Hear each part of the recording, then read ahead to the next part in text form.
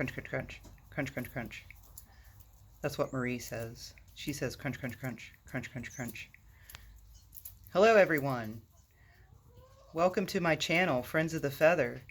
As you can see, my Favril is enjoying her boonworms. I would like to thank all 336 subscribers. Thank you so much. I would list you by name if only I knew them. But yes, I do not. So, here we are. I've been playing around today. I moved some things, moved the sand. Been tidying up a bit. I was really disappointed with when I walked in this morning and saw the way I had left it. The trash has been remedied. I don't know if you noticed my giant trash pile. It was pretty bad. The boonworms are a hit. They love them. We got some eggs ready to go. Everybody's doing well. And the biggest news is the thaw has been completed. There is no snow in sight anywhere. We had the biggest drift right here for the longest time, and it has finally gone away. And this is what we have left. I mentioned a couple videos ago that I put some pine bark nuggets in here, and I did that, as you can see. There they are. It looks pretty gross right now because it's been raining non-stop. What is this? What is that? Who has been throwing refuse in my yard? Man, I hate trash. I really, really hate trash. And I don't even know, I don't even recognize that cup. Well, there's going to be a full-scale investigation put on this because this is no man's land down here. Anyway, it probably blew in. As you can see, the pine bark nuggets are kind of disappoint. I'm a little disappointed. Maybe I didn't have enough coverage. Maybe I need to go thicker with it. It was like $5 a bag or something. It wasn't really that expensive, but I mean, if you're getting, 20 bags, that's a lot. But I like the way that it's keeping them out of the mud, because their feet are much cleaner now. But again, a little disappoint on the coverage. It's starting to get mixed in with the mud really fast because the snow just melted yesterday. So I haven't been down here for a couple of days, so there's probably stacks of eggs in the nests. But everybody's doing pretty well, it looks like. I don't see anyone being upset. The molting girls seem to be looking better. I've been deploying the boonworms, so I'm thinking that is helping. They seem to be enjoying it. There's Chip. Oh, Chippy Dippy. And then the big boy. Look at that fine specimen. Man, he's a beast, isn't he? Look at those tail feathers. They're getting gigantic. Man, the accidental rooster. He's turned into a beast. I feel confident that he will forego his life for these girls. He's a rooster. Every time it just fascinates me that they're just hardwired to do this stuff. No one tells them to lay eggs in a box, but yet they want to lay eggs in a box. Yeah, no one tells the rooster, dude, it's your duty to protect these ladies. But he protects the ladies, doesn't he, Chip? Yeah. It's pretty amazing. Pretty good stuff. And what I find really fascinating, more than that, more than just the nature of chickens, is the fact that we think that we're so far removed from that. That's what I find particularly fascinating about the whole thing. For some reason, humans seem to think that we aren't animals. But we are, Jack. We are. Yes, we are animals. All of us. No, that's why we just love, love, love, isn't it, Jack? Jack's like, would you stop? You have a problem. So, yeah.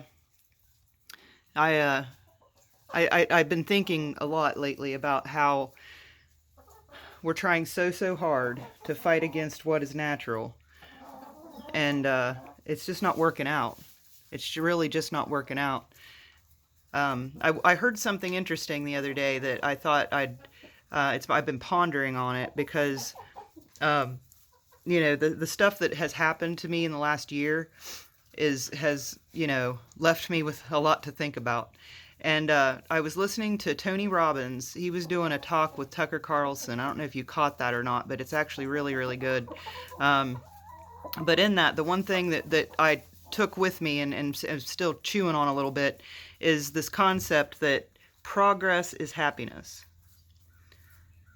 And I think that's true. I really think that's true, because when I got word that I was going to be able to build out on my dad's farm, that thought and that idea of progressing to something like that, like, put a fire under me.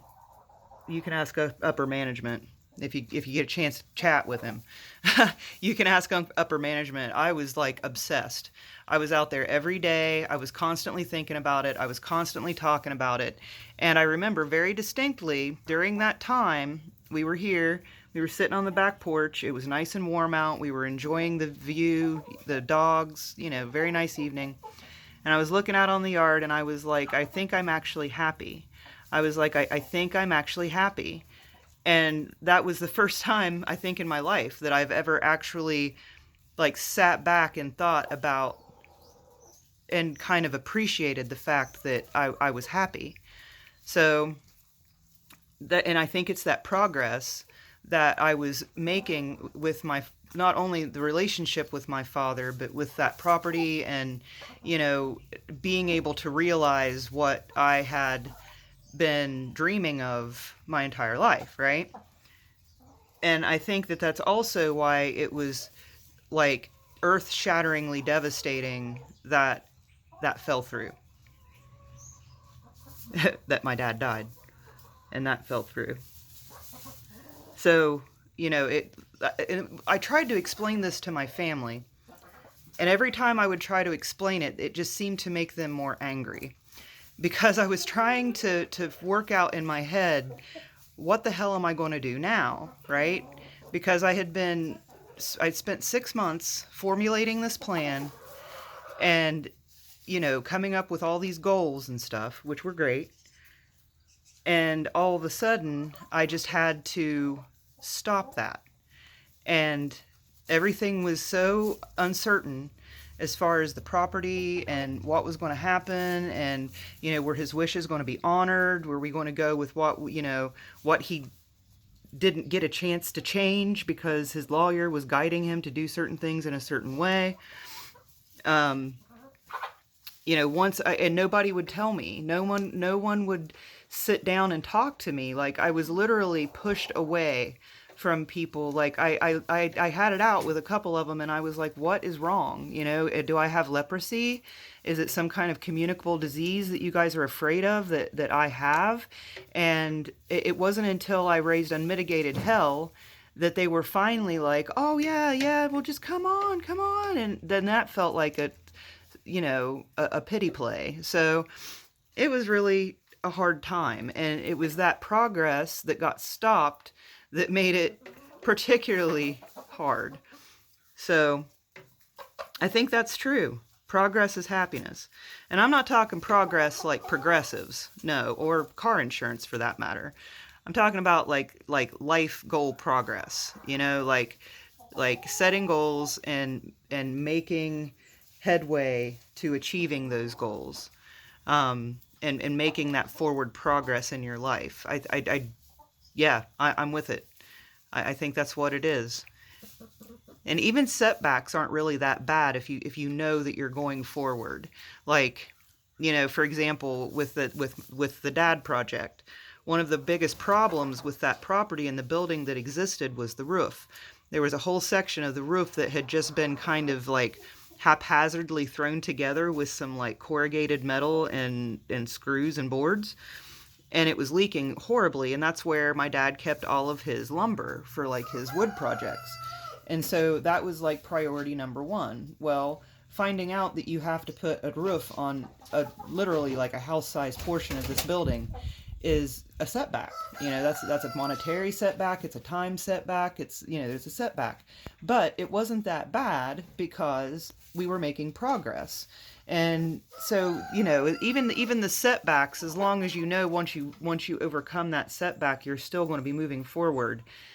It seems to make it okay. So I've been talking to upper management a lot about this because it's been plaguing me. I feel like with that project having completely like evaporated. And now I'm it's like trying to reorient where we want to go with things. So yeah, been thinking a lot about that. But yeah, what do you guys think? Is it progress that's happiness? I don't know. Make sure you comment and let me know. I know that not thinking about current world affairs is the key to happiness. For sure, isn't it? That's right. I know. What do you think, Parabola? What you thinking, girl? Alright, guys. I just wanted to check in and see how everyone was doing. We're actually... Oh, big news. This should have been breaking news first thing. We are 3 days away from 365 days, Chip. 365 days! That's a year. Well, Chip isn't a year. Faddle's a year. And Parabola. And the Fee-Fi-Fo is... They are... And Jack's a year. So there's only 4 that aren't a year. And that is Dale, Chip, Gwen, and the rooster. They're 2 weeks behind. But they will be there soon. It's coming. It's right around the corner, girls. It'll be here before you know it. All those mom sayings. Oh, and the molt. Check her out. It's getting better. It's getting better. She's not looking near as bad as she was. Much better. That's Lateralis. Where's Dale? I think Dale's outside. Yeah, Dale's outside. But she's looking better too, so. Alright, guys. Have a great day. Thanks for watching. Make sure you subscribe if you haven't already. Thanks. Bye.